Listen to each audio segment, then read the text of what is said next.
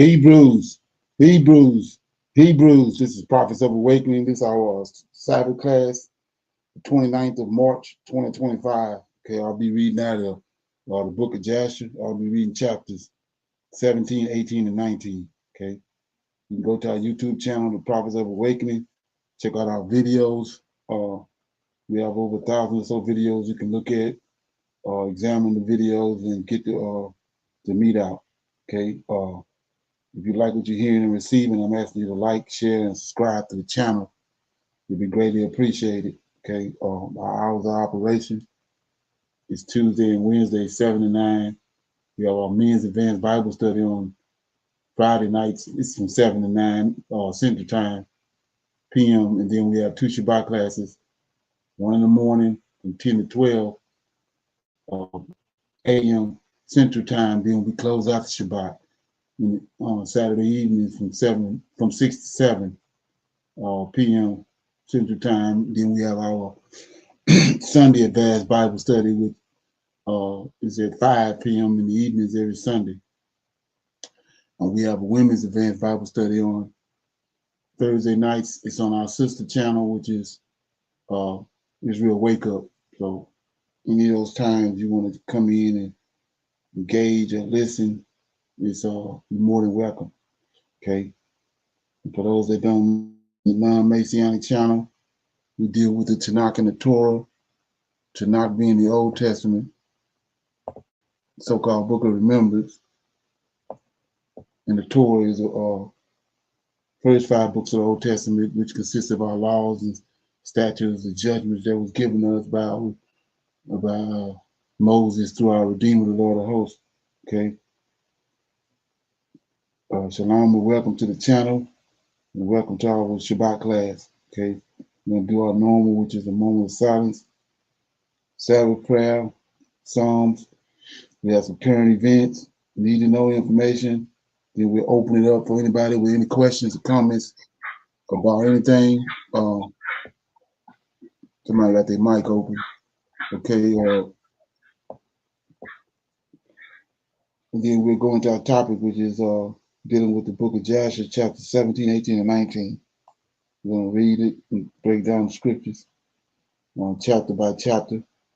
We'll pick a scripture at the end, break it down, and then we'll close out. Okay.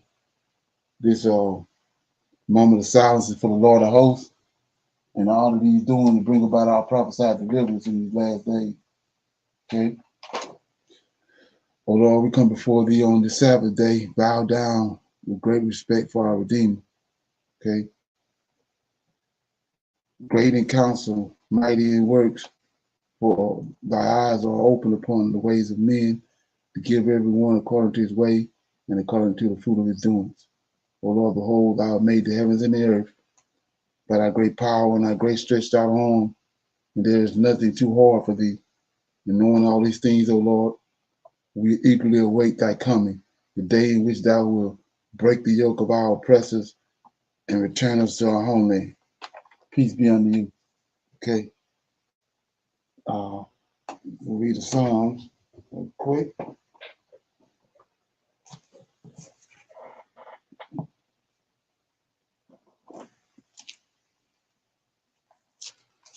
Okay. I'll read Psalms 37. So it says, fret not thyself because of evildoers, neither be thou envious against the workers of iniquity.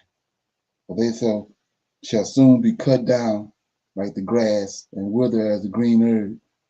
Trust in the Lord, do good, so shalt thou dwell in the land, and verily thou shalt be fed.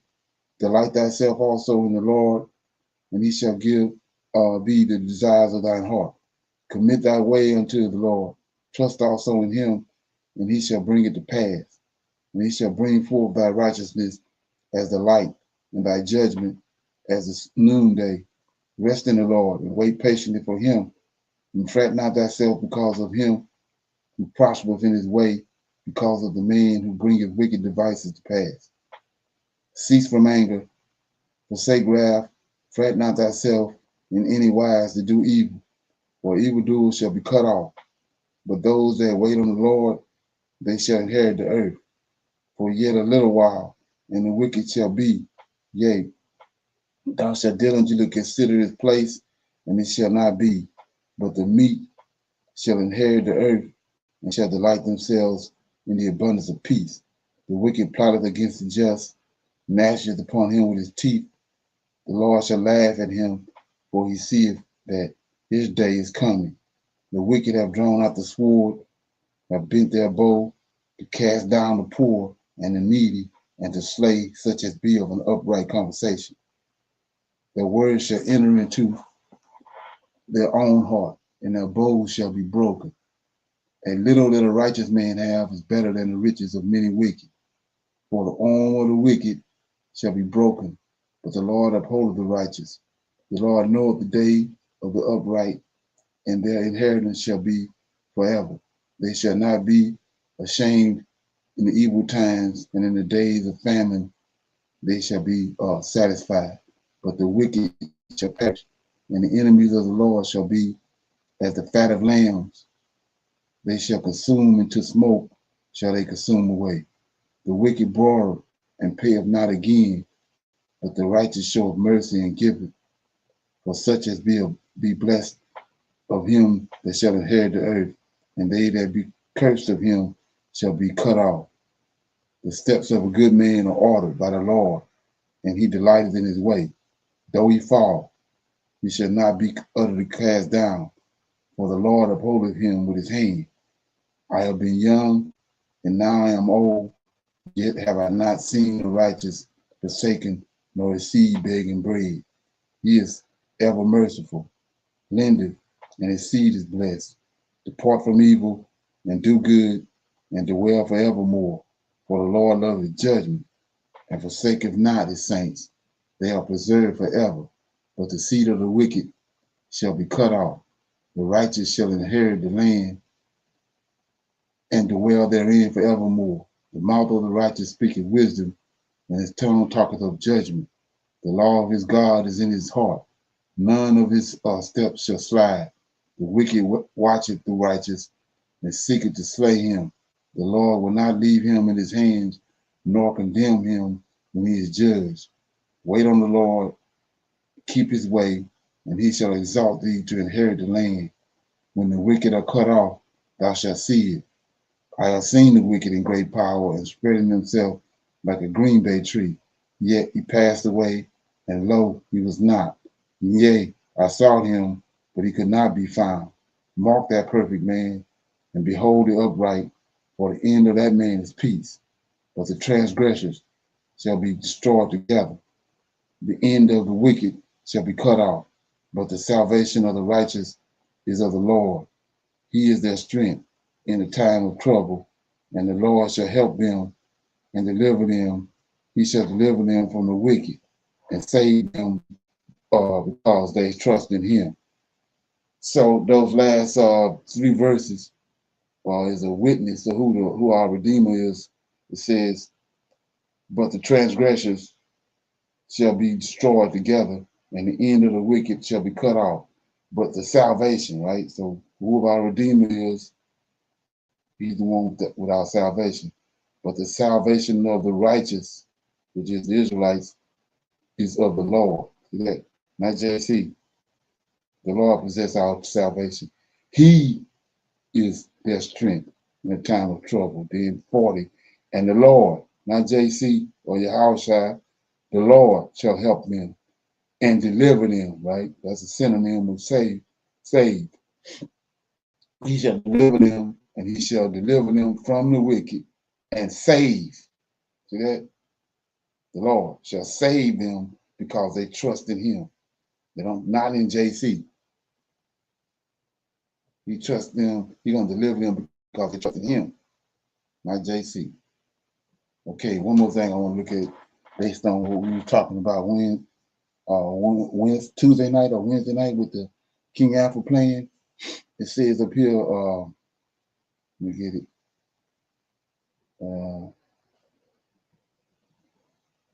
Yeah, 7. Rest in the Lord. Wait patiently for him. Fret not thyself because of him who prospereth in his way, because the man who bringeth wicked devices to pass. And we see how long they have this King Alpha plan in place. That's a wicked device. They got plotted up all the way back to 1944, and they just been bringing it along, and now it's in full blossom with the Project 2025. And then it says 14, the wicked have drawn out the sword, have bent their bow to cast down the poor and the needy and the slave. Yeah?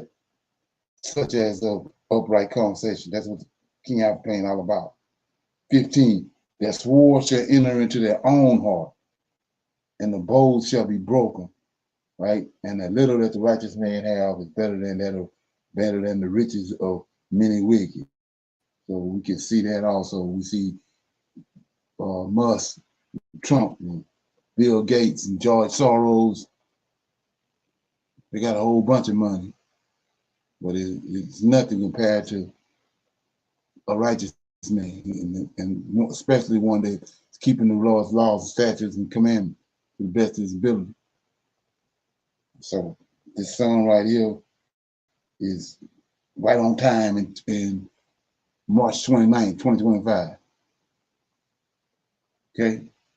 So with that being said, anybody have any comments on that? Shalom, everyone. Yes, sir. Just like in verse 26, it's to me it's showing that we are God's children, and He never completely forsake us, and He's blessing us through our generations.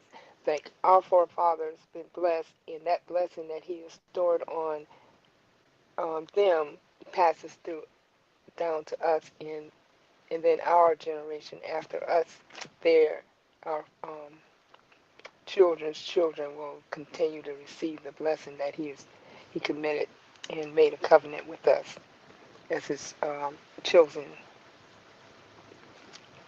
Okay, can you Do read you that feel the verse? same on 26? Can Yes, you read sir. it? Yes, sir. The verse says, He is ever merciful and lends, and His descendants are blessed. That's verse 26. Okay. Oh yeah, right, Yeah. right. Well, it's I mean, that's the reason And I it's read it just, so much, because it has so much. I mean, it's evident. If we go back to our history from Adam all the way up, we can see in Psalms 37 how the Lord, He's been there, and He's nobody else, nothing else you need to trust in but Him. yes, But sir. okay, so with that, let me see what I need to do.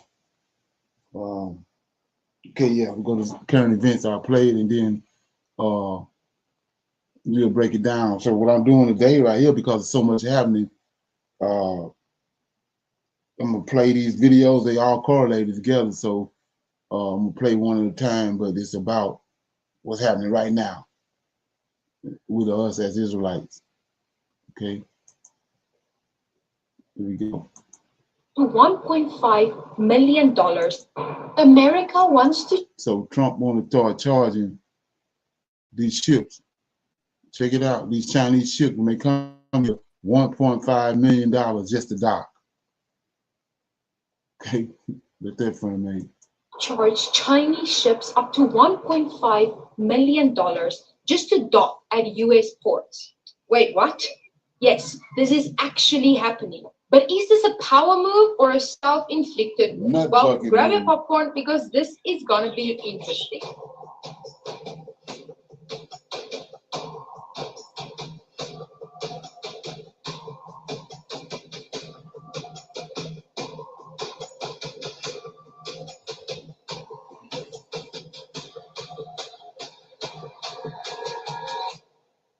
So let's rewind a bit. The US and China have been playing this economic chess game for years, right?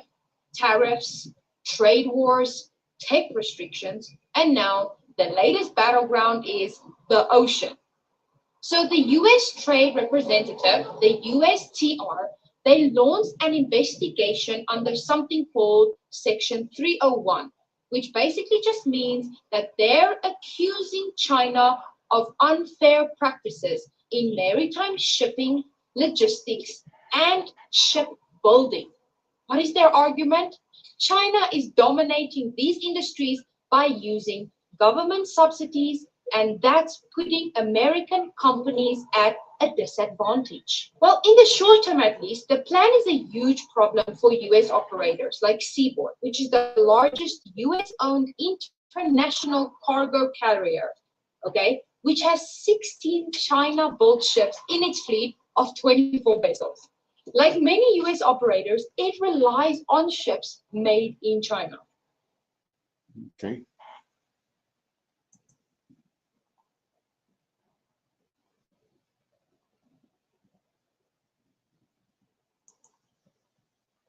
Now, according to the USTR, China's share of the shipbuilding market grew from less than 5%, guys, back in 1999 to more than 50% in 2023. So the US is reviewing a proposal right now to charge Chinese-built ships up to $1.5 million and Chinese-operated ships even up to $1 million per US port call, by the way. So what does the US want to do about it? Oh, just slap some massive port fees on Chinese ships? Sounds simple, right? But here's kind of where it gets messy. The USTR is suggesting two things. One, a port fee, which could be as high as $1.5 million per Chinese ship entering the US port. Another one, a cargo preference policy, which means that the US government will prioritize American-made ships for certain types of cargo transport. It sounds like a strong move, but here's the problem. Here's where businesses and industry experts are saying, hey, hold on a minute. Is this actually gonna help, or are we shooting ourselves in the foot? I mean, so many different issues here, right? First issue, higher costs for everyone. Chinese shipping companies will just pass these fees onto businesses importing goods. And who pays for that in the end?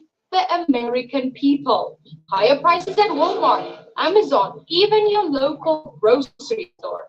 Another issue, retaliation.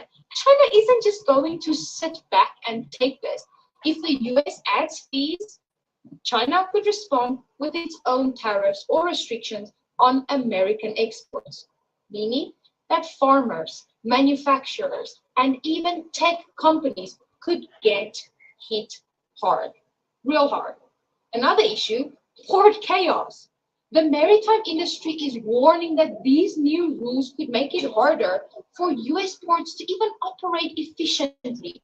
Less trade, less business, and ironically, a weaker shipping industry for America.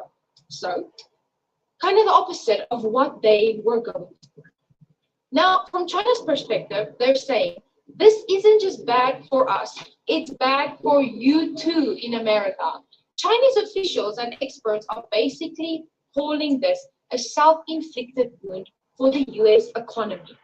They say that China's shipping industry is strong because they've invested heavily in it, not because they're playing unfair. And to be fair, they do have some of the biggest and best shipyards in the world. Now, how does the US plan to reduce Chinese ships at its ports? So they plan on, if Chinese ships become too expensive to dock at US ports, what's the alternative?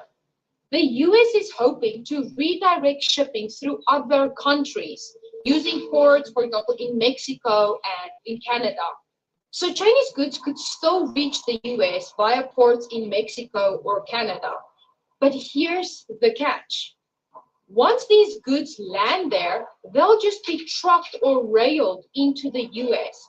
What's the result of this? Same Chinese products, just with extra transport costs, which again gets passed down to US businesses and consumers. They're trying to encourage more US-based shipping and manufacturing. So the US wants to strengthen its own shipping industry and bring more manufacturing back home. Now, this all sounds good in theory, But in reality, building up a competitive US shipping industry, it takes years, if not decades. Manufacturing in the US is much more expensive than in China, meaning higher product costs. And how does this actually then disadvantage the US? Well, the US is isolating itself from trade efficiency. Chinese shipping is fast, cheap, and reliable. Why? Because China has already heavily invested in its logistics networks. Like if the US pushes Chinese ships away, it just makes trade more complicated and expensive for. Okay. Any comments on that?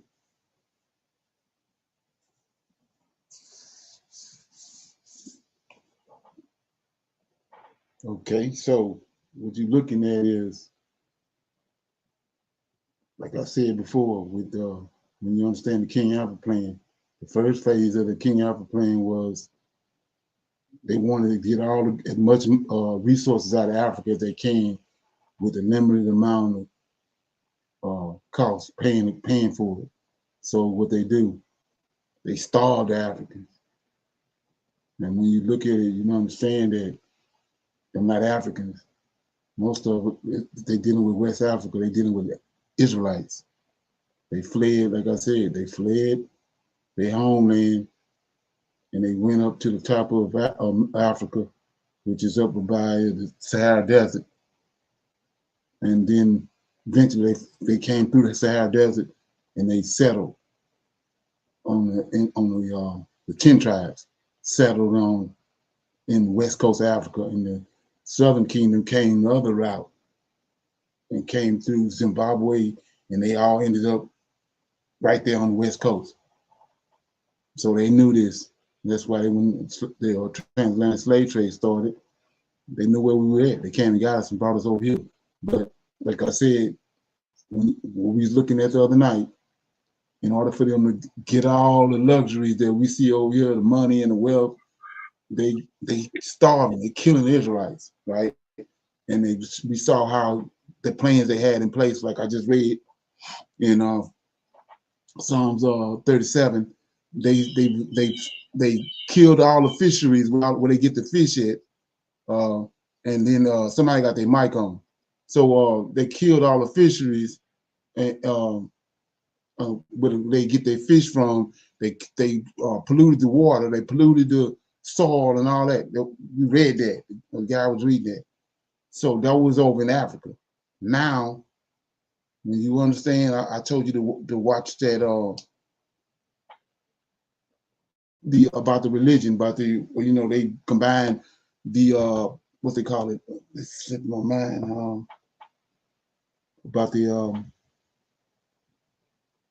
Christianity, but about it being hyper. The mega movement is tied to this extreme Christian movement, which is tied to the Klan, well, racism, Christianity mixed together. That's what we're dealing with. So it's not, they chose Trump to be their leader, but Trump didn't choose them, they chose Trump. So that's what we're looking at. These people see how, or just had a black president, they see a lot of these CEOs is black, and they see how women then rose up and they against that. So now here they come with this project 2025 is to annihilate that. We saw examples of that with the Supreme Court when they overturned Roe versus Wade.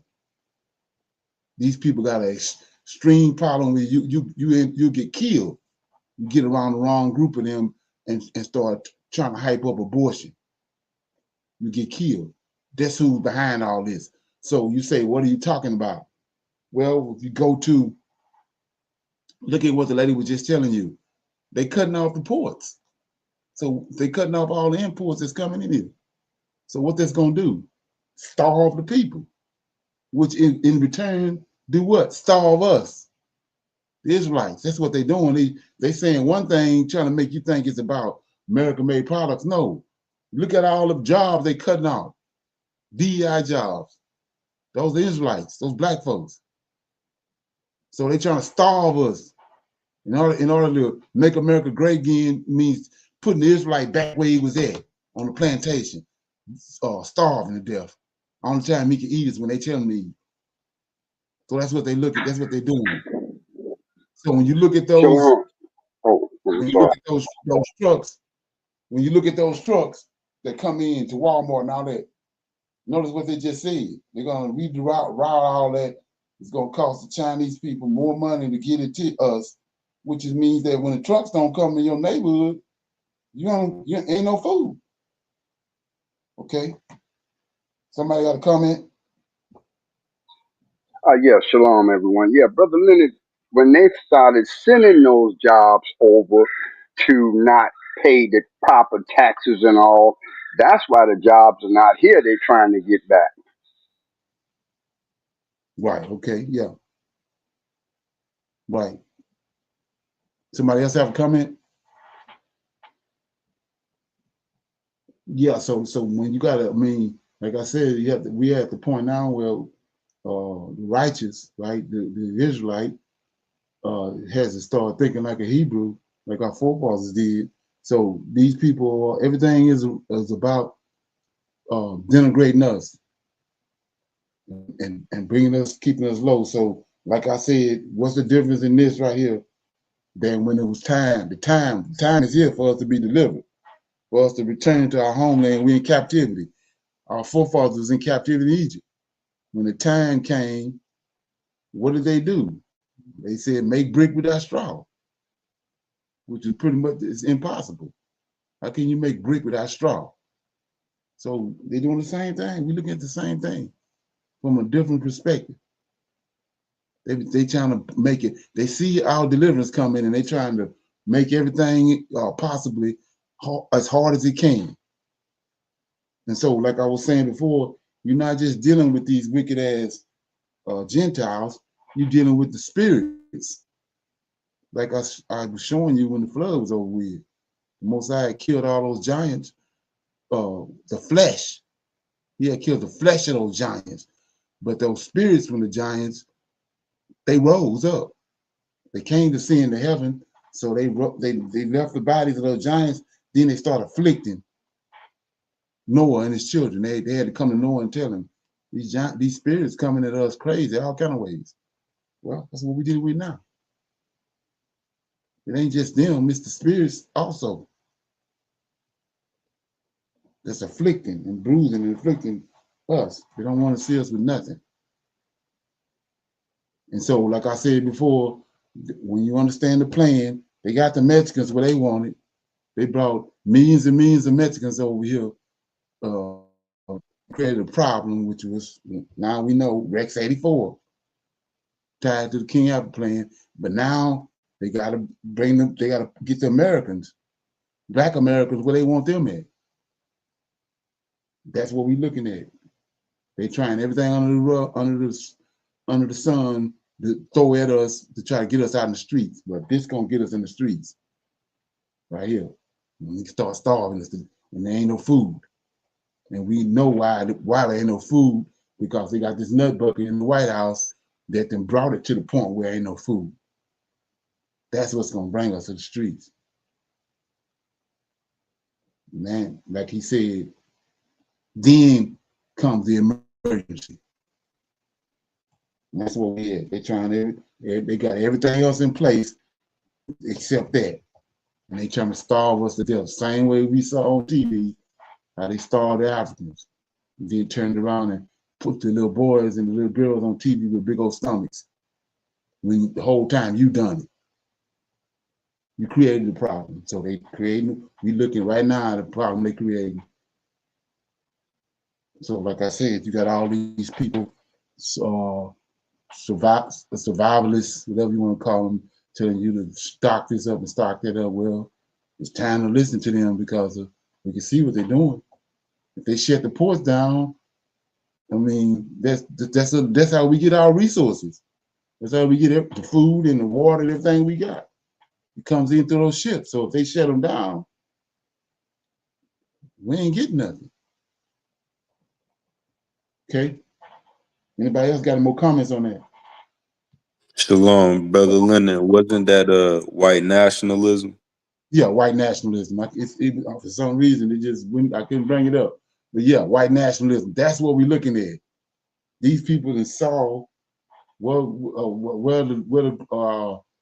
our God and brought us from the plantations, from on the bottom of slave ships. After all that, we still here. And now they looking at just had a so-called black president. You know, far as they concerned, he's black. I don't say he's black, but they say he's black because they look at his skin and they seen this black man was in the White House 8 years. Then they had a woman behind him, almost got in the White House. And there's black women, black men all over the place, CEOs and running stuff.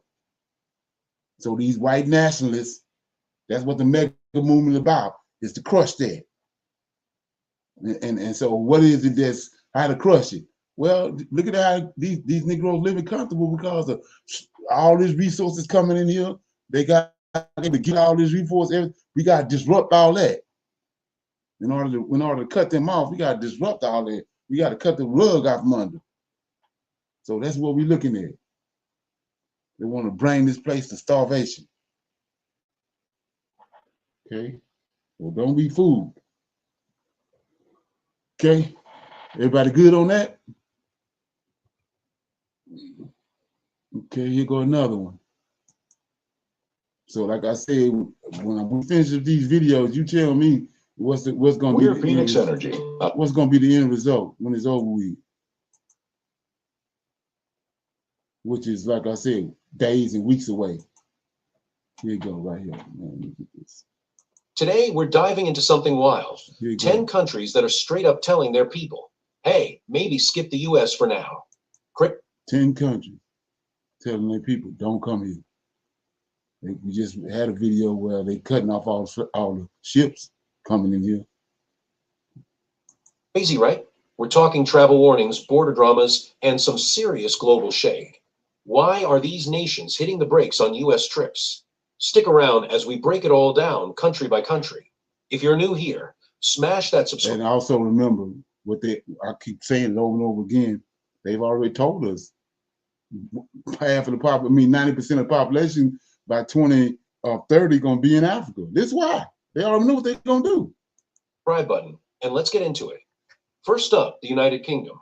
The UK's Foreign Office updated its travel advice for the US in March 2025, warning Brits about strict entry rules. They're telling travelers to double-check visa or ESTA requirements because even valid documents might not guarantee entry. Why? Reports of British citizens detained at US borders for minor visa issues, like overstays or unclear travel purposes, have spiked since Trump's immigration crackdown kicked in. The advisory doesn't call it a ban, but it's clear. Follow the rules or risk arrest. The UK sends about 4 million tourists to the US yearly, so this could dent that number. Some Brits are even canceling trips, fearing a hostile welcome. The tension might tie back to Trump's comments on European trade too, calling out the EU hasn't helped. For now, the UK's message is caution. Enjoy your trip, but have your paperwork in order, or you might be on the next flight home. Next, Germany. The German Federal Foreign Office updated its US travel advice this month, stressing that a visa or ESTA doesn't mean you're in the clear. They've warned that US officials can deny entry at their discretion, no appeal allowed. This comes after several German nationals were detained at US borders in early 2025, some for past minor overstays or vague travel plans.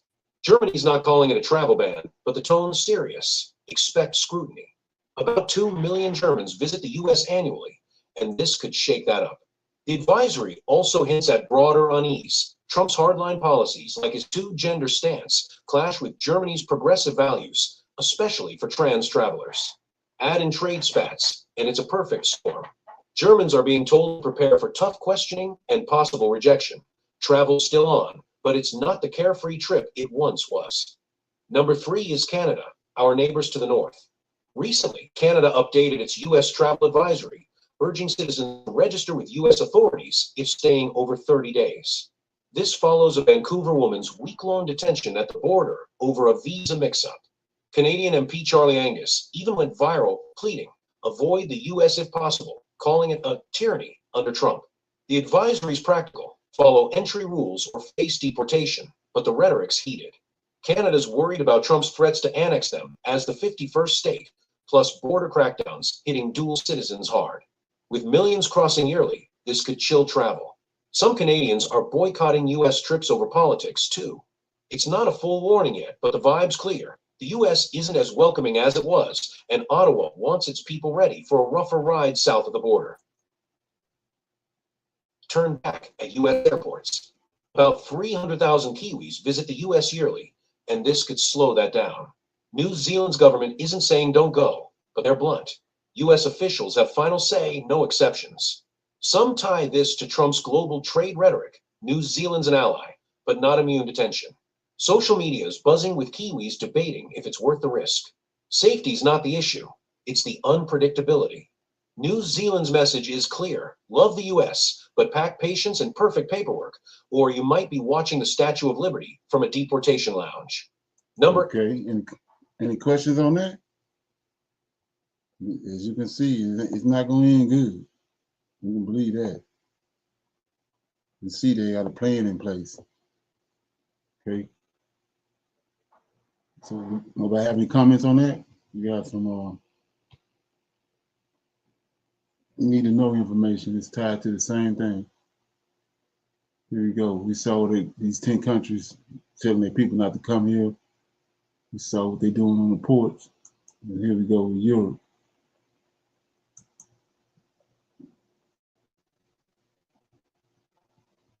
Okay.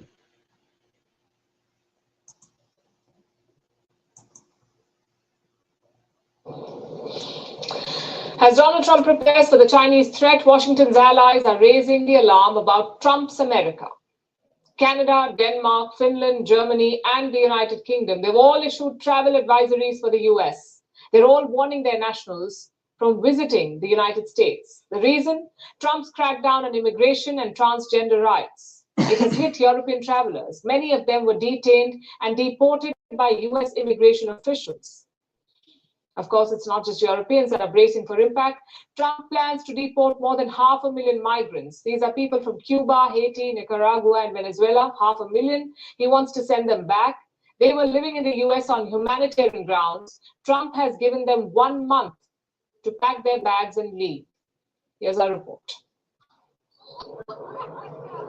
The American Dream, a term coined by historian James Truslow Adams in 1931, was the driving factor for millions of people to flock to the United States in pursuit of a better life. For decades, people from around the world gave it their all to enter the United States, and the dash for the dream peaked in recent years, with illegal migration hitting record-breaking numbers. Until Donald Trump returned to the White House. Trump has cracked down on migration with a heavy hand. He has ordered the Immigration and Customs Enforcement, or ICE, to detain and deport all illegal migrants.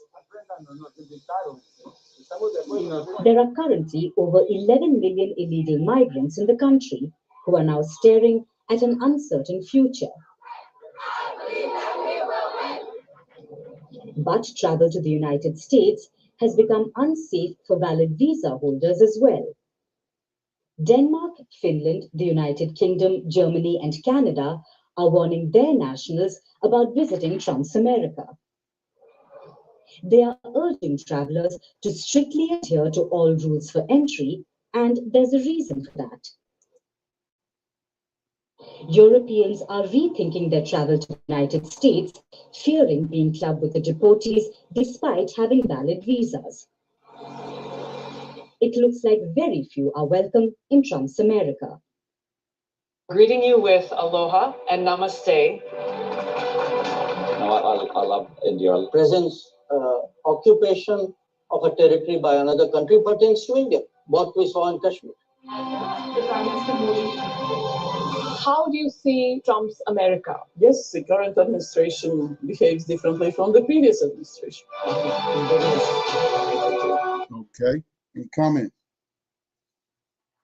Okay. We'll open it up for some Q&A. Anybody have any questions or comments about anything from the women's line to men's line to today, or anything you Yeah, research? Okay. Yeah, shalom, Brother Leonard. What I think they're failing to realize is that their own people is going to be the ones to rise up and revolt because it's going to hit them harder than us. We know how to survive, but I think this thing is going to backfire real quick on them. And instead of us being in the streets, it's going to be them, and we'll see what happens from there. Exactly. Right. Right. And so, like I was saying before, something to think about is for the longest, these people have been planning this. What they came up with, these white nationalists, because that's what we're dealing with, and Edomites, is they've been planning this for a long time.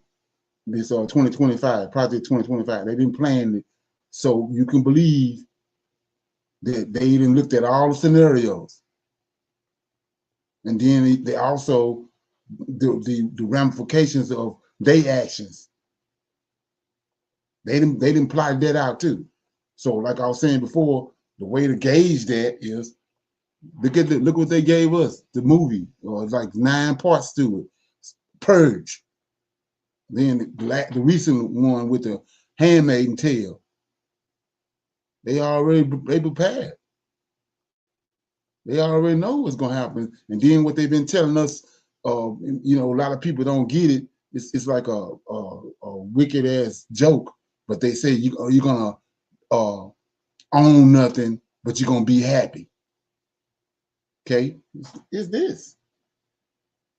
They don't. That's what they want. Nobody to have nothing. And they knew that the middle class was gonna revolt. They had to factor that in. They knew the white middle class was gonna revolt. So that's part of the plan. For me, looking at it and looking at the way they've done in the past, and the way that they sit down and analyze and plot everything up. Yeah. Okay. Anybody else?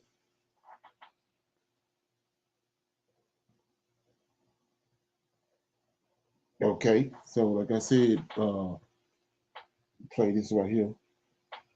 This is pertaining to what I was just saying about the backfiring, right?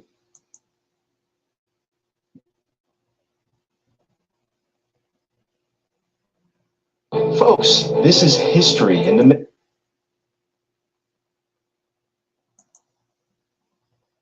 by trade tensions between the United States and China, leading to significant disruptions in global supply chains.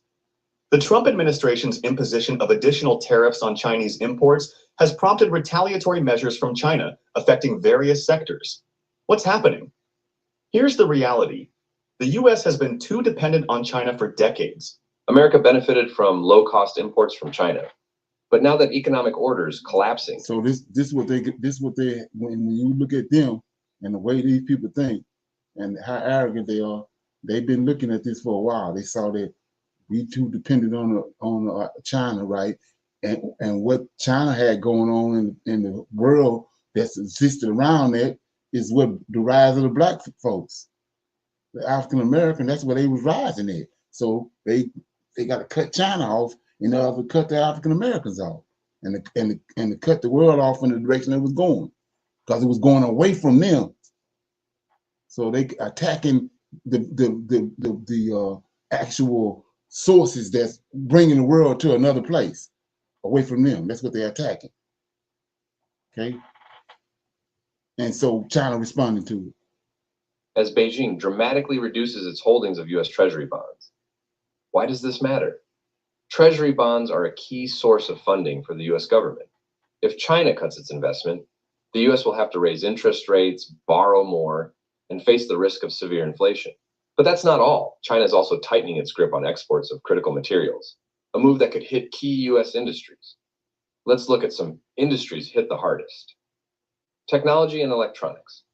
Over 70% of consumer electronics in the U.S. come from China. If supply is cut, prices will skyrocket. Line, automotive industry. Essential materials for EV batteries and auto components mostly come from China. If Beijing limits exports, the US could face an electric vehicle supply crisis. Renewable energy. China controls over 90% of rare earth production, key for solar panels, wind turbines, and lithium batteries. If China restricts supply, America may fall behind in the clean energy race. And here's the real problem. US companies can't quickly find alternative suppliers because manufacturing costs in the US are significantly higher than in China. The result? Consumers will pay the price. A study from the Peterson Institute for International Economics found that if this trend continues, the average American household could pay an additional $22,000 per year. It's not just the supply chain. So you got families that only make 22,000. So just let that add up. So here go the other one. This the dagger right here. It just happened. Okay. Then we'll go into our This 7-second.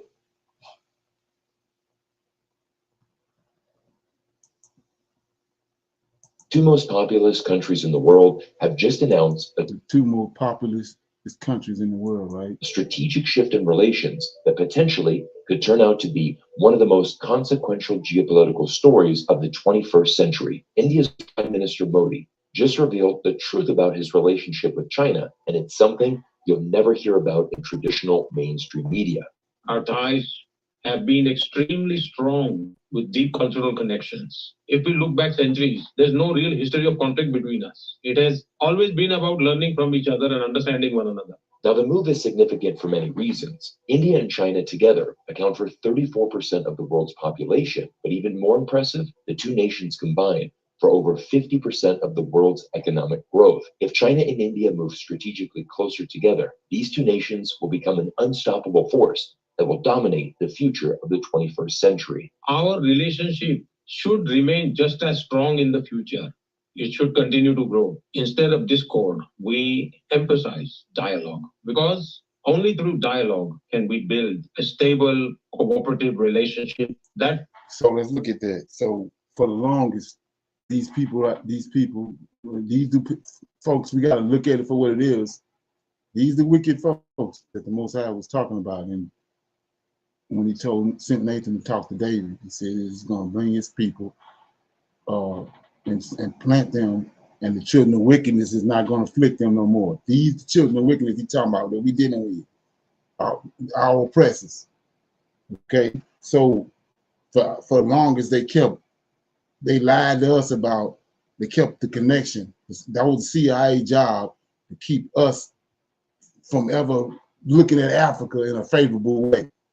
They kept the Africans, which we know that's our people, Israelites, most of them on the West Coast, they kept us from any kind of communication.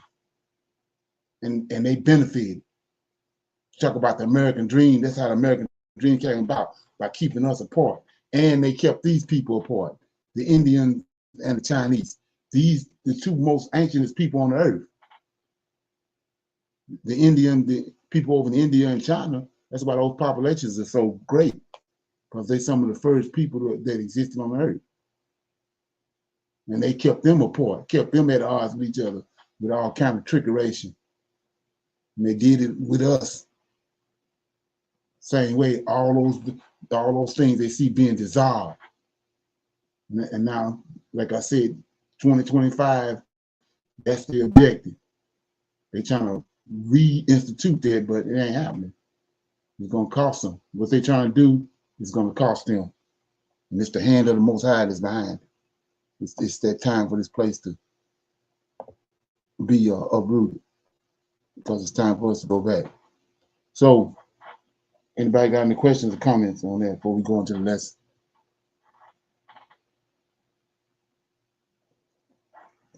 Okay, everybody good? Okay, so with that being said, I was going to be reading out of the book of Joshua.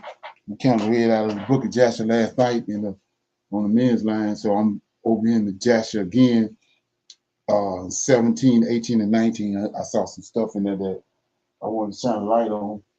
So here we go. We'll read each chapter and then we'll break it down.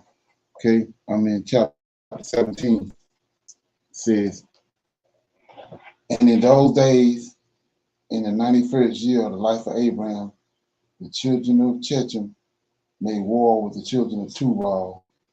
For when the Lord had scattered the sons of men upon the face of the earth, the children of Chechem went and embodied themselves in the plains of Canopia, and they built themselves cities there, and they dwelt by the river Tiber, right? So what I want you to see is this right here. We, right now, as Israelites, Adam's descendants, we experienced the scatter. When Antioch Epiphanes came and destroyed the temple in Jerusalem, the Lord used him to scatter us. So right now we're in a scattered state. But before that, right here, what the book of Joshua is revealing is, in those days, in the 91st year of the life of Abraham, the children of Chechem, these are Romans, the fourth beast today, the children of Chechem made war with the children of Tubal, for when the Lord had scattered the sons of men upon the face of the earth. So this is at the Tower of Babel. These are wicked folks I told you about. So he scattered them. So this, what's happening to us ain't nothing new. So right here, they were scattered. See that? So it says, the Lord scattered the sons of men upon the face of the earth. And the children of Chechem went. See that?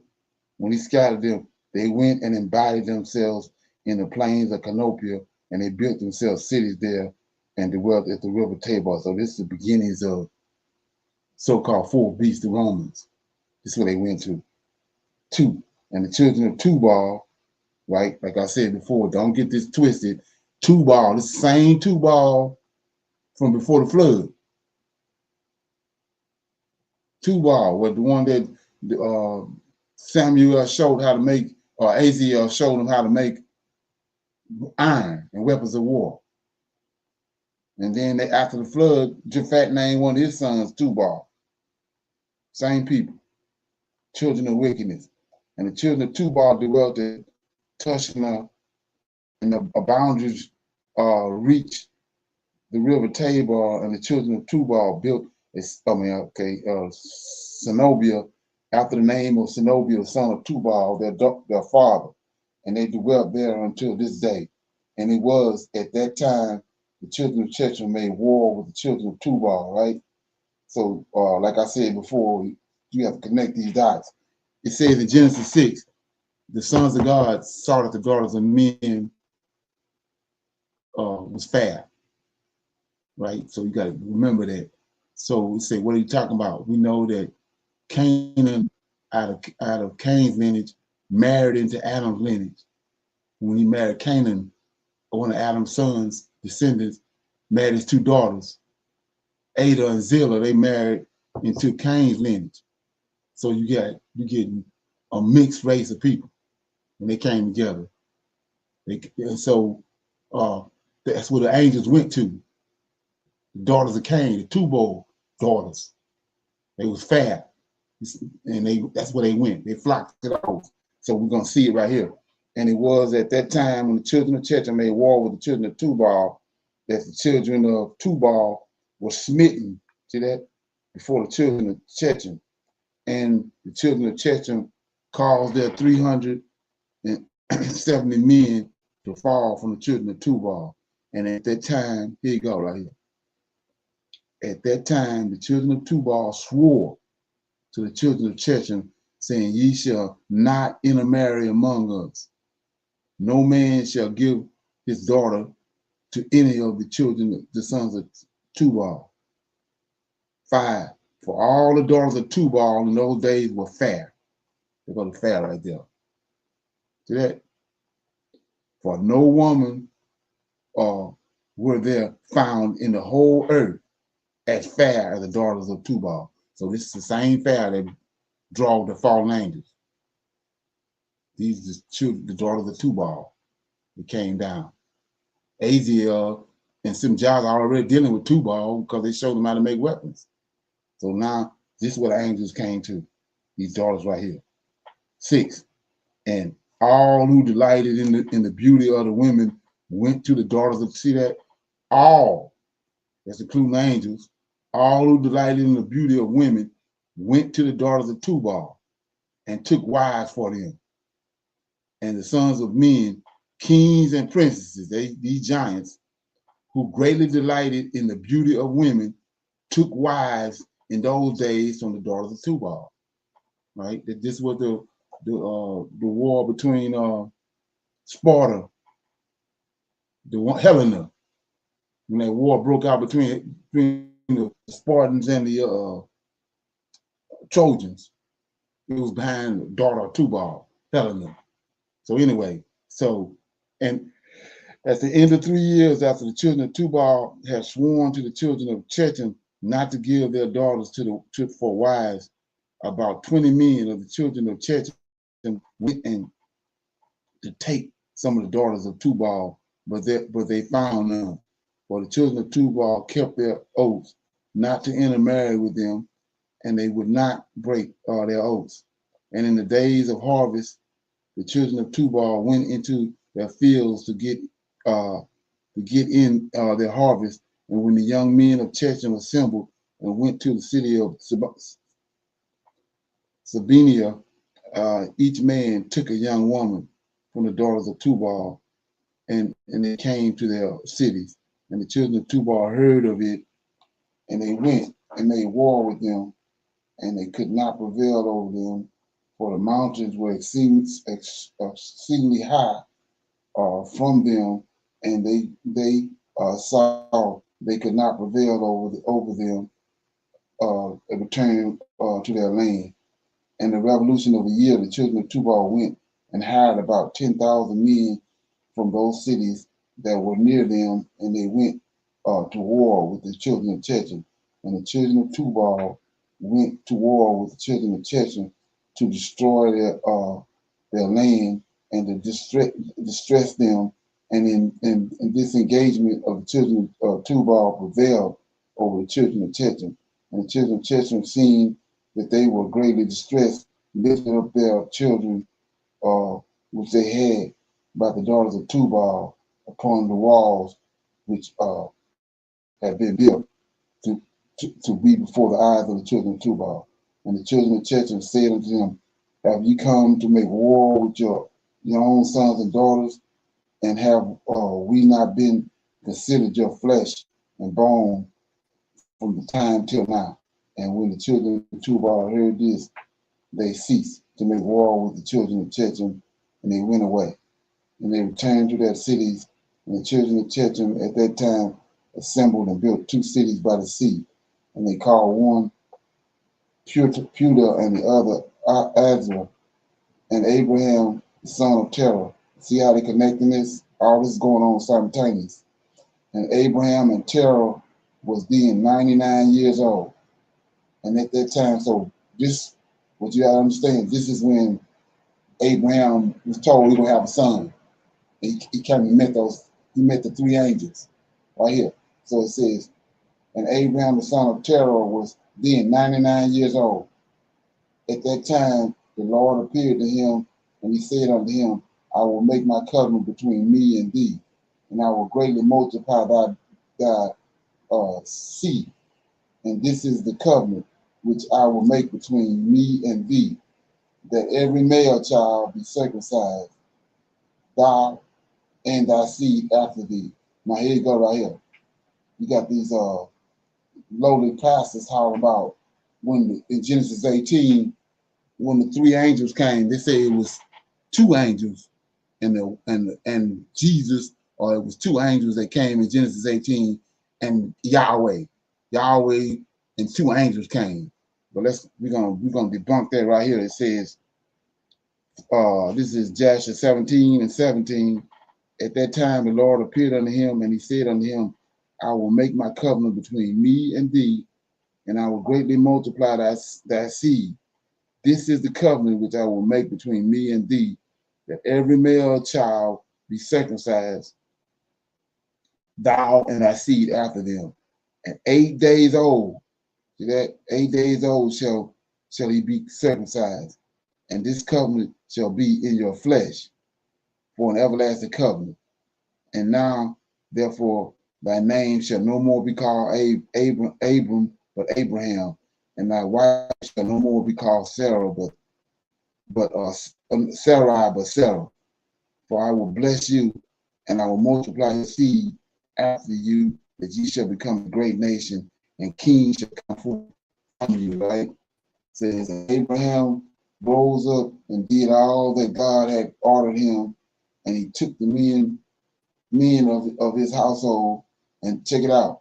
So like I told you, these giants, right? Abraham rose up and did all that God had ordered him, and he took the men of his household and those bought with his money, and he circumcised them as the Lord had commanded him.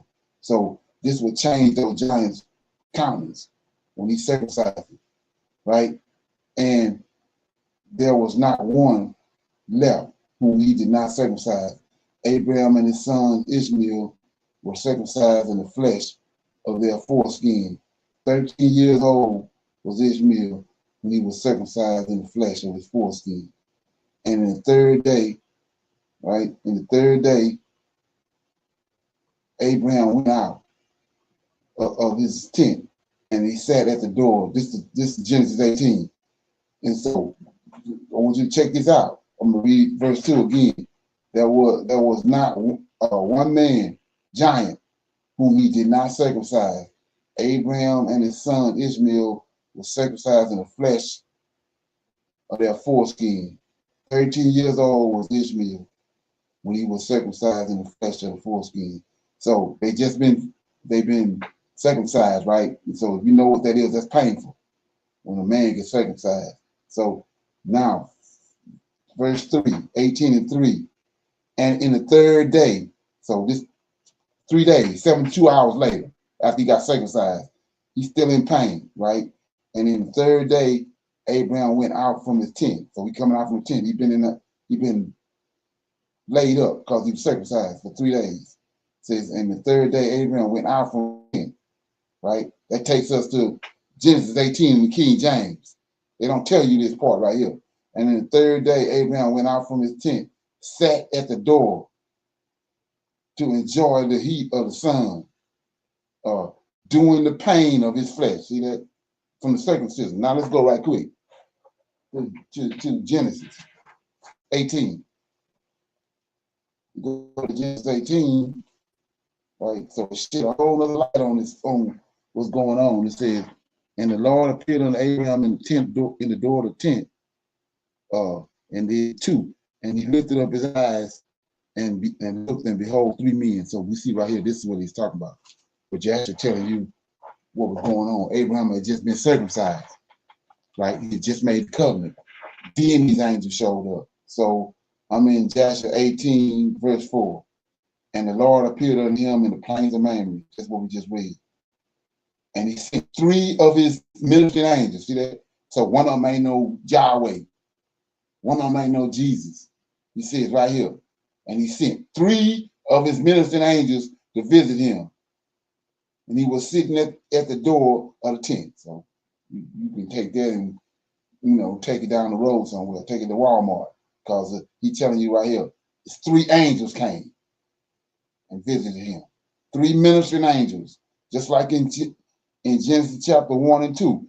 Yahweh is in verse 1 and verse 2, the Spirit of God, that's a ministering angel, moved upon the waters, right? And he sent 3 of his ministering angels to visit him. And he was sitting at the door of the tent, and he lifted up his eyes, same thing in the King James, and saw, lo, 3 men, 3 angels were coming from a distance. And he rose up and ran to meet them, and he bowed down to them, right? So the New Testament tell you, you don't worship angels. See that? And he rose up and he ran to meet them, and he bowed down to them and brought them into his house. And he said to them, if now I have found favor in your sight, turn in and eat a morsel of bread and press them. And he pressed them, and they turned in, and they gave him water, and they washed their feet, and he placed them under the tree at the door of the tent. So let's look at this. So these angels, 3 angels came. Abraham came out there and he offered them food. So he already knew they eat food, right? They got us in Christianity, we all over some more stuff. But he knew they eat food. He brought them some, he asked them, do you want a morsel of bread? Now, this is the part I want you to understand. And he pressed them. What are you talking about? The same way Abraham told the Lord of hosts in Genesis 18, in Genesis 15, I don't have no son. Jesus don't control the womb, and Yahweh ain't controlling the womb. This ain't controlling the womb of the woman. Abraham said, I don't have no son. I ain't got no seed. He pressed him. Go read it, Genesis 15. He pressed him. Then he told him, get a ram and a goat and a she goat and all that, and some pigeons. And we're going to fix this. So it says, he pressed them, and they turned in, and he gave them water, and they washed their feet. Go to JC. That's why they got married, washing JC feet. See? He washed their feet, and he placed them under a tree at the door of the tent, right? And Abraham ran and took a calf, tender and good, and he hastened to kill it and gave it to his servant Eliezer to dress it. So this is the same Eliezer right here that he sent to go get Rebekah, right? A giant. Okay. And Abraham came to Sarah into the tent, and he said to her, make ready quickly 3 morsels of fine meal, knead it, make cakes to cover the pot containing the meat. And she did so. And Abraham hastened and brought forth them butter and milk, beef, mutton, and gave it before them to eat, before the flesh of the calf was officially done, and they did eat. And when they had done eating, one of them said to him, I will return to thee. See that? This is why it's important to understand is 3 angels came, right? And here you go. And when they were done eating, these 3 angels, one of them said to him, not no JC or Yahweh. And when they had done eating, one of them said to him, I will return to thee according to the time of life, and Sarah thy wife shall have a son. So we see right here, we know who this is. It's the Lord of hosts. He the one opening women's womb and closing women's wombs. An angel, not Yahweh, damn sure ain't JC. So, and the men offered, let me see where I'm at. Okay, 10. And the men afterwards departed, 9. And when they had done eating, one of them said unto him, I will return according to the time of life, and Sarah thy wife shall have a son, a seed. That's what a son is. And the men afterwards departed and went their way to the places of which they were sent. And in those days, all the people of Sodom and Gomorrah, right, and of the whole 5 cities were exceedingly wicked, sinful against the Lord, and they provoked the Lord with their abominations, and they strengthened in aging abominably and scornfully before the Lord, and their wickedness and their crimes were in those days great before the Lord. So let's think like a Hebrew right here. It says 11.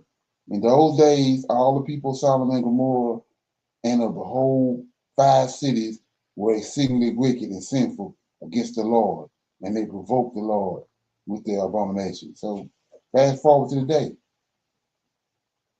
America, Great Britain, you think they ain't provoked the Lord? So it's above our pay grade to even be worrying about that. See that? He says, in those days, all the people of Sodom and Gomorrah and of the whole 5 cities were exceedingly wicked, sinful against the Lord, and they provoked the Lord with their abominations, and they strengthened in aging abundantly and scornfully before the Lord. And their wickedness, and their crimes were in those days great before the Lord. So the crimes and the wickedness today, you don't think it's It's not great before the Lord? And that he ain't got no plan? You don't think he have a plan to judge it? It says, and they had in their land a very extensive valley. This is what they don't tell you about Sodom and Gomorrah, right? And they had in their land a very extensive valley, about half a day's walk. And in there were fountains of water and a great deal of herbage surrounding the water. And all the people of Sodom and Gomorrah are there 4 times in a year with their wives and their children and all belonging to them. And they rejoice there with timbrels and dances. And in the time of the rejoicing, they would all rise and lay hold of their neighbors' wives. See that? It's the same thing in the book of Adam and Eve. That's why I can tell you that Japhet ain't none Noah's son. They're doing the same thing that Cain descendants was doing in the book of Adam and Eve. They find a big old valley with flowers in and a bunch of water, and they come in and have orgies. That's what we're looking at right here. In the time of their rejoicing, they would all rise and lay hold of their neighbors' wives and some of the virgin daughters of their neighbors, and they enjoyed them. And each man saw his wife and daughter in the hands of his neighbor and did not say a word. And they did so from morning to night. And they afterwards returned home, each man to his house and each woman to her tent. So they always did 4 times in the year. Also, when a stranger came into their city and brought goods, check it out. And when a stranger came into their cities and brought goods which he had purchased with a view to dispose of the people of these cities would assemble men, women and children, young and old, and go to the man and take his goods by force. See that? Giving a little to each man until he was at an end of all goods of the owner which they had brought into the land. See that? Like I said before, this is what I'm telling you about DNA. They ain't doing this on accident. They descended from Cain, that was wicked as hell, and Cain descended from the serpent.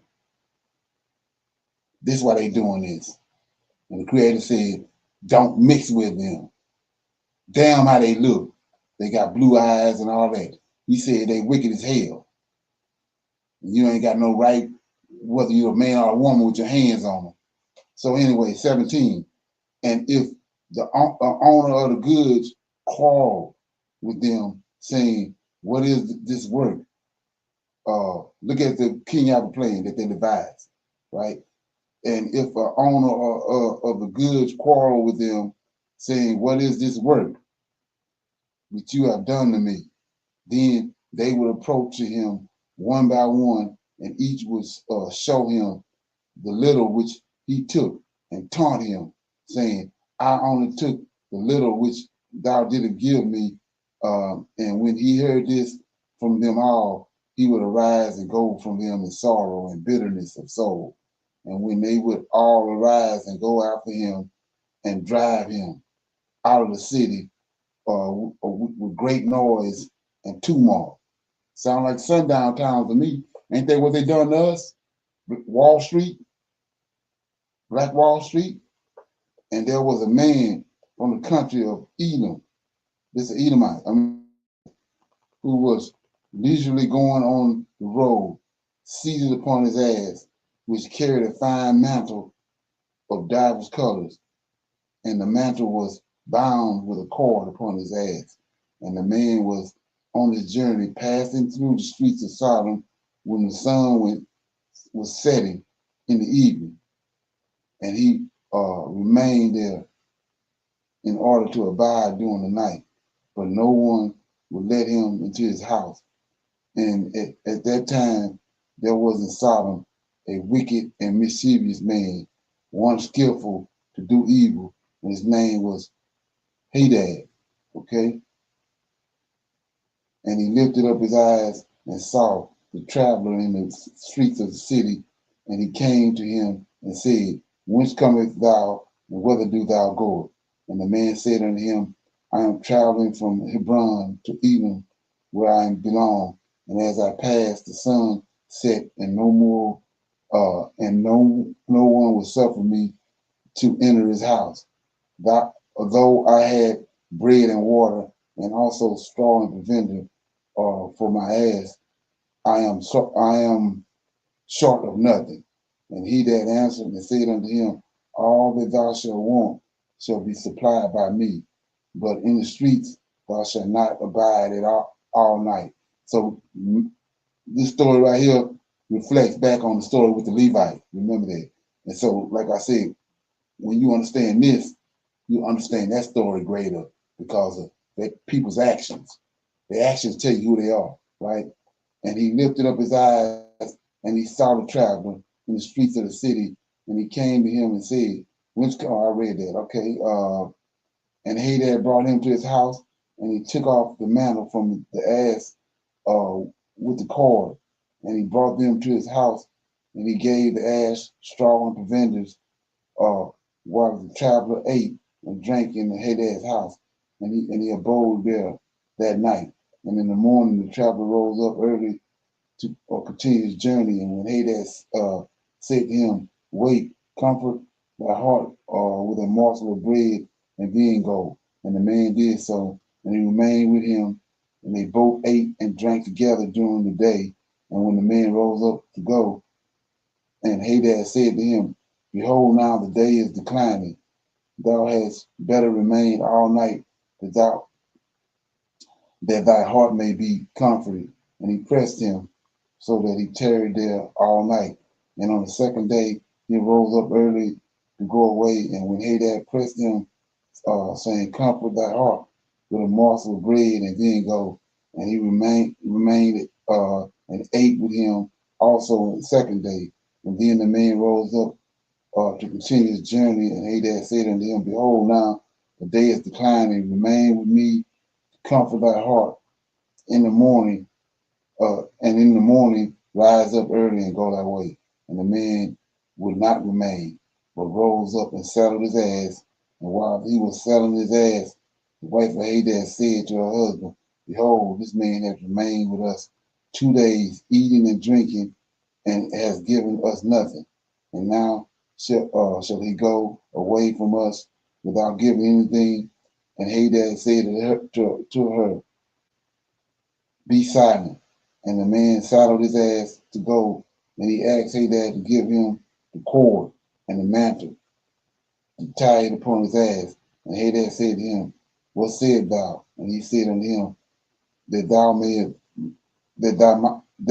thou, my Lord, shall give me the cord and the mantle made with divers colors, which thou didst conceal with thee in the house to take care of it. And Hadad answered the man, saying, this interpretation of thy dream, the cord which thou didst see, means that thy life will be lengthened out like a cord. And having seen the mantle colored with all sorts of colors, means that thou shalt have a vineyard which thou wilt plant trees and all fruits. And the traveler answered, saying, not so, my Lord, for I was awake when I gave thee the cord, and also the mantle woven with different colors, which thou didst take off of the ass and put them by for me. And Hadad answered and said, surely I have told thee the interpretation of thy dream, and it is a good dream, and this is the interpretation thereof. Now the sons of men give me 4 pieces of silver, which is my charge for interpreting dreams, and of thee only I require 3 pieces of silver. And the man was provoked at the words of Hadad, and he cried bitterly, and he brought Hadad to Sirach, the judge of Sodom. And the man laid his cause before Sirach, the judge, and when Hadad replied, saying, it is not so, but thus the matter stands. And the judge said to the traveler, this man Hadad telleth the truth, for he is famed in the city for the accurate interpretation of dreams. And the man cried at the words of the judge. And he said, Not so, my lord, for it was in the day that I gave him the cord and the mantle, which was upon the ass, in order to put them by his house. And they both disputed between the judge, and one saying, Thus the matter was, and the other declaring otherwise. And Hadad said to the man, Give me 4 pieces of silver that I charge for my interpretation of the dream, and I will not make any allowance, and give me the expense of the 4 meals that thou didst eat in my house. And the man said to Hadad, Truly, I will pay thee for what I ate at thy house. Only give me the cord and the mantle which thou didst conceal in thy house. And Hadad replied before the judge and said to the man, Did I not tell thee the interpretation of thy dream? And the cord means that thy days shall be prolonged like a cord, and the mantle that thou wilt have a vineyard in which thou wilt plant all kinds of fruit trees. This is the proper interpretation of thy dream. Now give me the 4 pieces of silver that I require as a compensation, for I will make thee no allowance. And the man cried at the words of Hadad, and they both quarreled before the judge, and the judge gave orders to the servants who drove them rashly from the house. And they went away, quarreling from the judge. And when the people of Sodom heard them, they gathered about them, and they exclaimed against the stranger, and they drove him rashly from the city. And the men continued his journey upon his ass with bitterness of soul, lamenting and weeping. And while he was going along, he wept at what had happened to him in the corrupt city of Sodom. So this chapter right here is telling you exactly what was happening in Sodom and Gomorrah, but King James don't do that. Any questions? That was chapter 18 of Jasher. Any comments or questions? I got one more chapter. Okay. Let me see. Okay, I'll read it. It says, In the cities of Sodom had 4 judges and 4 cities. These were their names: Sirach in the city of Sodom, Shechar in Gomorrah, Zabnik in Edoma, and Menon in Zebulun, right? And Eleazar, Abraham's servant, applied to them different names, and he covers converted Sirach to Shechar, verse 3. And by the desire of these 4 judges, the people of Sodom and Gomorrah had beds erected in the streets of the city. If a man came to these places, they laid hold of him and brought him to one of their beds and forced him to lie with them. So this is what they was asking. Remember when the 2 angels came to Sodom, and they came to the door and they told Lot, let them come out, so we want to know them. This is the explanation for it right here. It says, verse 3, and by desire of their 4 judges, the people of Sodom and Gomorrah had beds erected in the streets of in the city, and if a man came to these places, they laid hold of him and brought him to one of the beds, and they forced him to lie with them. So these was they was gay. Okay. 4. And he laid down. 3 men would stand at his head and 3 at his feet, and measured him by the length of the bed. And if a man was less than the bed, these 6 men would stretch him at each end, and when he cried out to them, they would not answer him. And if he was longer than the bed, they would draw together the 2 sides of the bed at each end until the man had reached the gates of death. And if he continued to cry out to them, they would answer him, saying, Thus shall it be done to a man that cometh into our land. And when the men heard all these things that the people of the city of Sodom did, they refrained from coming there. And when a poor man came to their land, they would give him silver and gold and cause a proclamation in the whole city not to give him a morsel of bread to eat, and if the stranger should remain there some days and die from hunger, not having been able to excuse me, obtain a morsel of bread, then at his death, all the people of the city would come and take the silver and gold which they had given him. And those that could recognize the silver and the gold which they had given him took it back. And at his death, they also stripped him of his garments, and they would fight about them. And he that prevailed over his neighbors took them. They would after that carry him and bury him under some of the scrubs in the desert. So they did all the days to anyone that came to them and died in their land. And in the course of time, Sarah sent Eliezer to Sodom to see Lot and to inquire at his welfare. And Eliezer went to Sodom, and he met a man of Sodom fighting with a stranger. And the man of Sodom stripped the poor man of all his clothes and went away. And the poor man cried to Eliezer and supplicated his favor on account of what the man of Sodom had done to him. And he said to him, why didst thou act thus to the poor man who came to thy land? And the man of Sodom answered Eliezer, saying, is this man thy brother? Or have the people of Sodom made thee a judge in the city, that thou speakest about this man? And Eliezer strove with the man of Sodom on account of the poor man. And when Eliezer approached to recover the poor man's clothes from the man of Sodom, he hastened and with a stone smote Eliezer in the forehead, and the blood flowed copiously from Eliezer's forehead. And when the man saw the blood, he caught hold of Eliezer, saying, give me my hire for having rid thee of this bad blood that was in thy forehead. For such is the custom and the law in our land. And Eliezer said to him, thou hast wounded me, and required me to pay thee thy hire.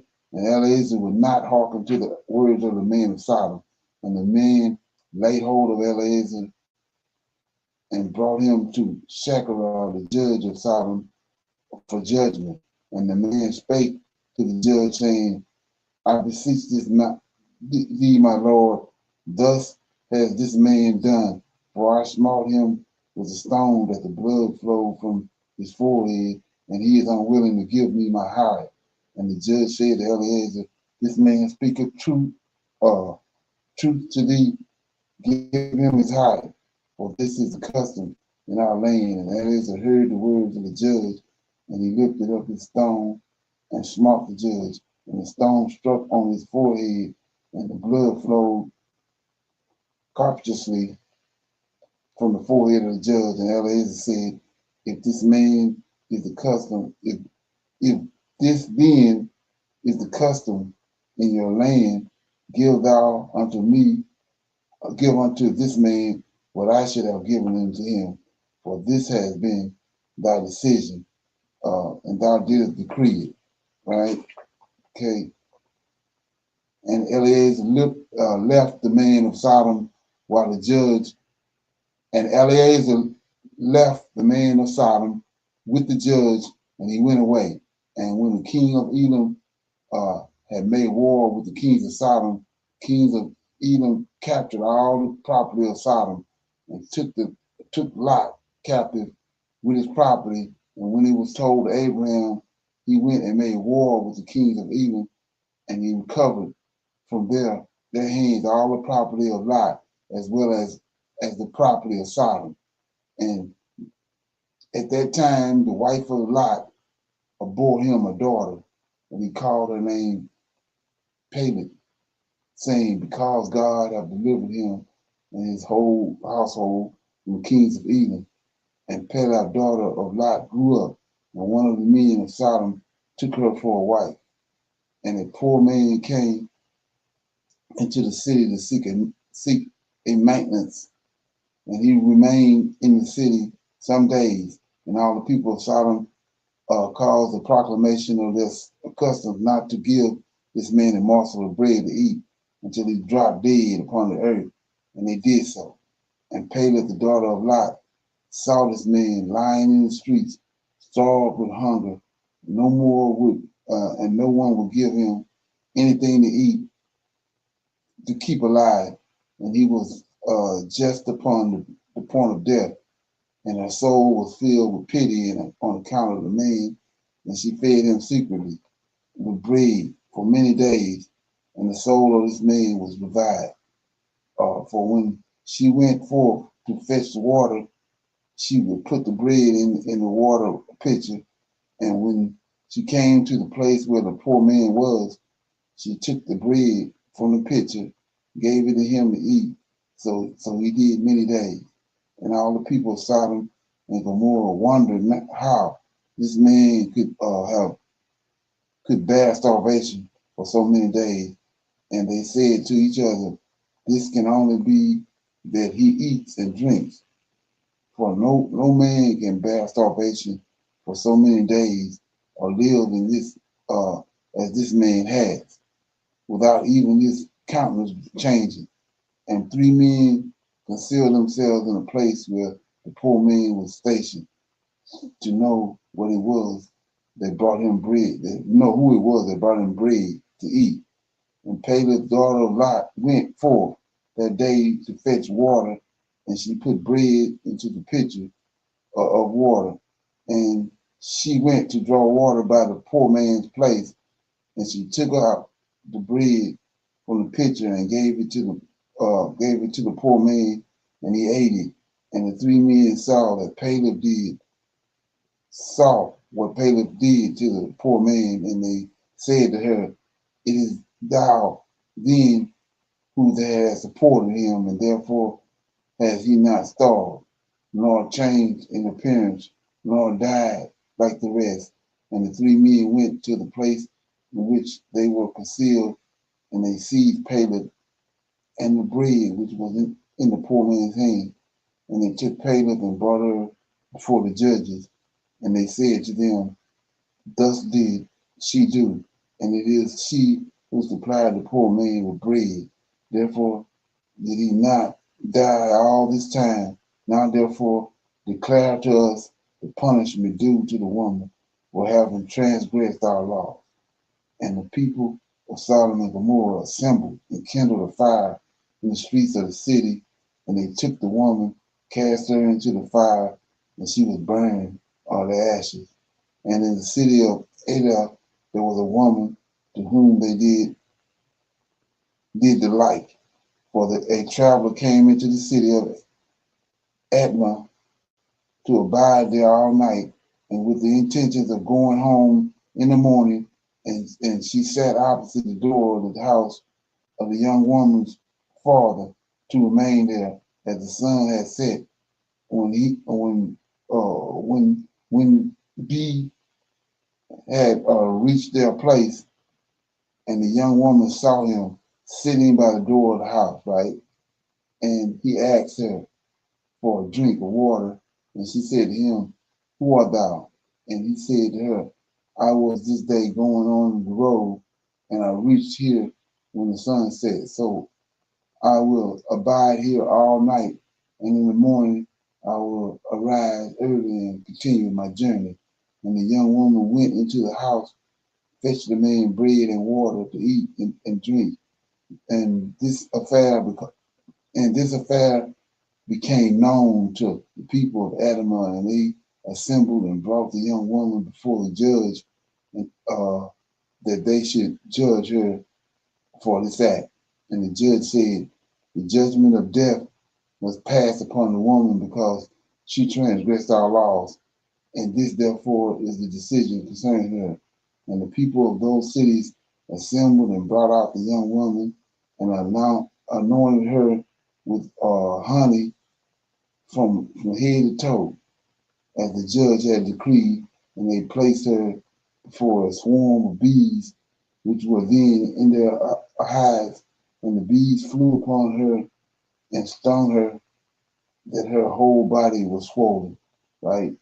And the young woman cried on account of the bees, but no one took notice of her or pitied her, and her cries ascended to heaven.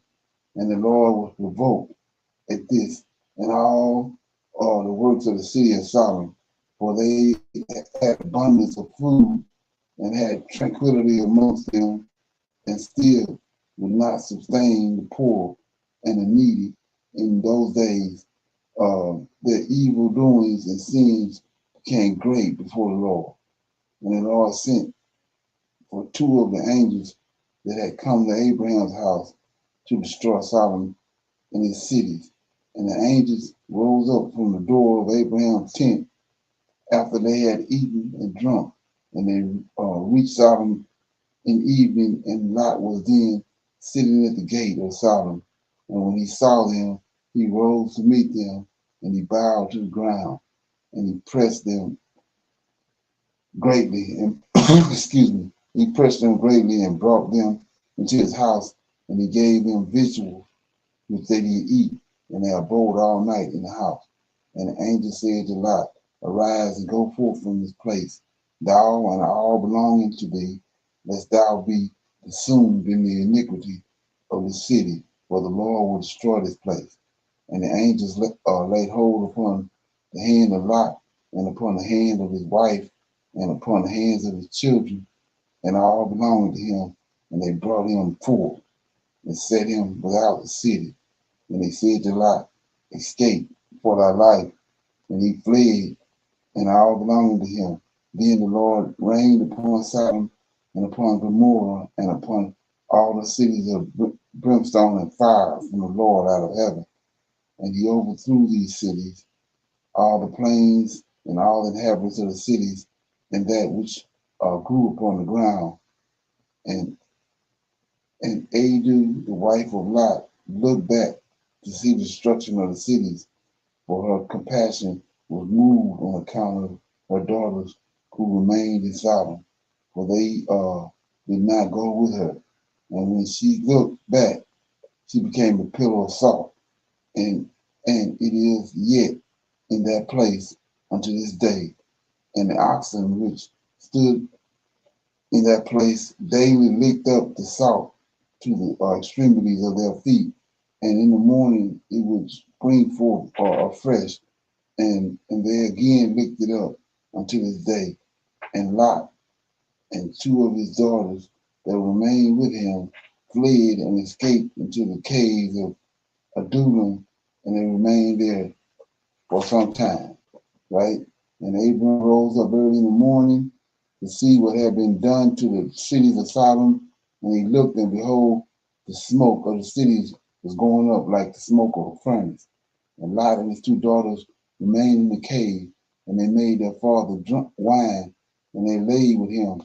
And they said, There was no man upon the earth that could raise up seed from them, for they thought that the whole earth was destroyed.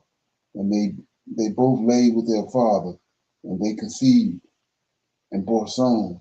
And the first born called his name Moab, seeing from my father did I conceive him. He is the father of the Moabites unto this day. And the younger one also called her son Bina, and he is the father of the children of Ammon unto this day. And this, after this, Lot and his two daughters went away from there, and he dwelt on the other side of the Jordan with the two daughters and the other sons. And the sons of Lot grew up, and they went and took themselves wives from the land of Canaan, and they begat children, and they were fruitful and multiplied. Okay, so that was Joshua 17, 18, and 19. Anybody got any comments on it? Shalom, Brother Leonard. All the other times I ever read about the Ammonites And the Moabites, they always were wicked people. Right. And I see they married into the Canaanites too, so that makes sense. They got a double whammy. They inbreds. Right. Yeah. Right. Yes, sir. Yes, sir. Did anybody know that? Shalom. Yeah. Yeah. No, I didn't. Okay. Okay. Brother Leonard, that cave that Lot and his two daughters went in, isn't that the same cave that David caught Saul later in? I gotta look at that. I'm not sure, but yeah, I gotta check it out because right there is Zor. That's the Zor. That's when you understand Zor. That's right around where Bethel is, and Bethel is where Joseph saw where Jacob saw the ladder, or the angels. It's a portal right there at Bethel. It's called the House of Bread, and Zor right there is where the angels took Lot out from Sodom and Gomorrah, and they set him down right there by Zor, Zor. So I have to go look at what happened, where the location at, where David was at when, yeah. Yes, sir. That's the ALL Adama, or what, that cave. I thought that was with David and Saul. And also, Brother Leonard, I did not know that Lot and his wife had more than the two girls. So one died, and they sound like some children was left, and those two went with him. Right, exactly, right. So in so many words, he didn't have no seed. He had daughters, because a son is a seed. So he had daughters. Yes, sir. And with this breakdown, now you get a better understanding of why they were destroyed. They just showed one Right. instance where, but this is that that's it. Yeah, see, and so the thing too though about it is, ain't that the same thing going on now? It's the same, all the stuff we see right here, they doing it now in these cities in America and in these European cities. Same people. They just the descendants of it. But they got Yes, us on shalom. most of it. No, I'm sorry. I'm Go sorry, ahead. sir. Yeah, well, Brother Leonard, this has been happening. So, was anything particular about this lady they put the honey on and she just cried out, and that's when judgment came? Well, I think that act is what brought it to a head. When they did that, she cried out, and it said that her cries ascended into heaven to the Lord of hosts. I think it was like the last act that brought it. I don't know if you remember in the book of Enoch when it said that you got angels doing all kind of stuff. So it said that every day it had a group of angels that came out, and they had ropes, and they measured the sin on the earth. They had knots in the rope, and they had a level where the sin get when the sin get to that certain level on the ropes. That's when the judgment comes. Did you ever read that or heard of that or in the book of Enoch? No, sir, but I sure will be following up with that also. Right. I'll find it. I'll bring it. I'll give you the verse tonight. Okay. Anybody else have anything?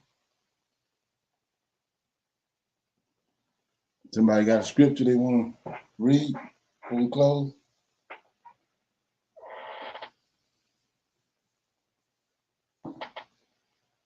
Okay, let me see if I can get a scripture. What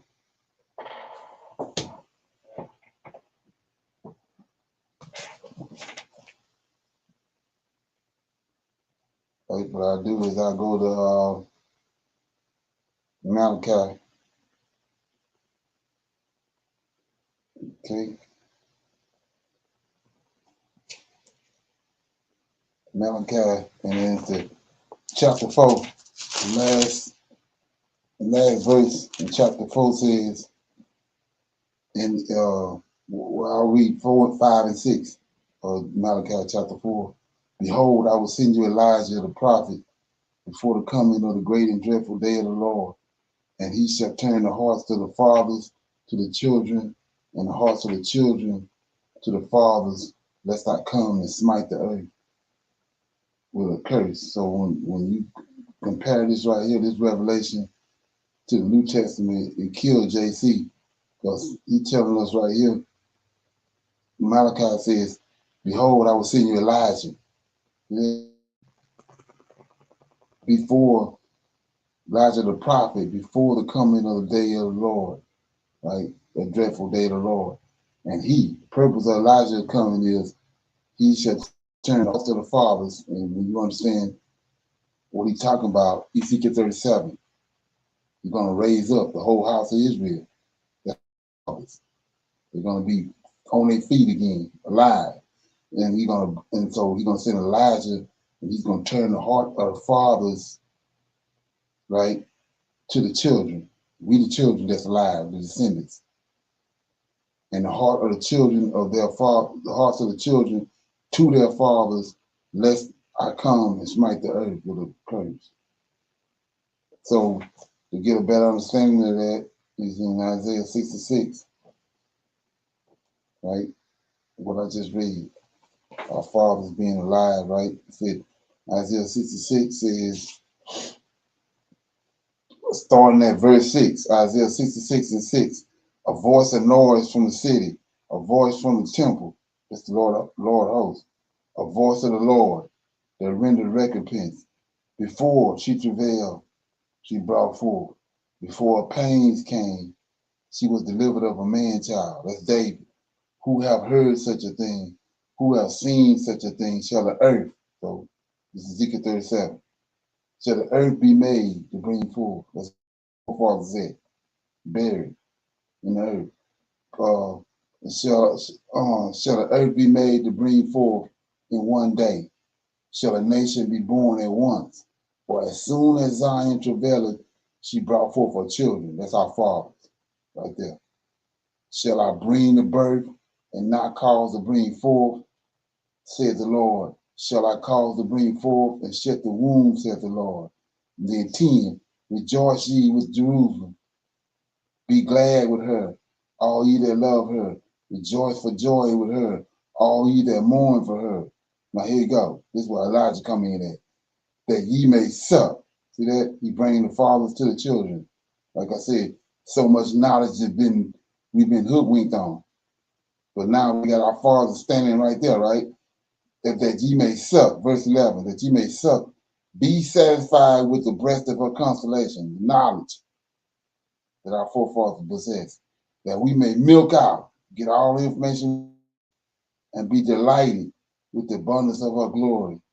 For thus saith the Lord, behold, I will extend peace to her like a river, and the glory of the Gentiles like a flowing stream. Then shall ye sup, learn, ye shall be borne upon her side, and be dangled upon her knees. Okay. And comments across. Shalom, Brother Leonard. They always refer about Ezekiel. I thought one day in the New Testament saying that was John the Baptist or something like that. What's in Ezekiel 37? Right. I thought they were saying that John the Baptist in the New Testament was the one coming back.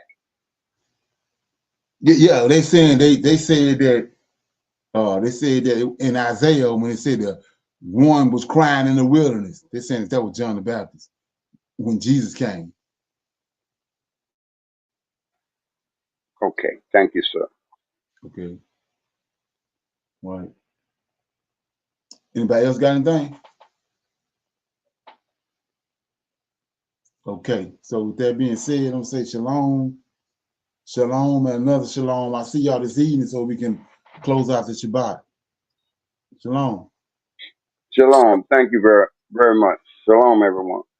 Okay. Shalom. Shalom. I highly recommend that you get this book and you read it because it's a must that you understand who God head is in the order that's in the Old Testament and Tanakh, because it's not the same as in the New Testament. And when you read this and you get an understanding, then the scriptures open up and then you begin to understand. So I highly recommend that you get this book. It's the Elohim of Israel, and it's a breakdown on the word Elohim and who the God of Israel is and the Godhead.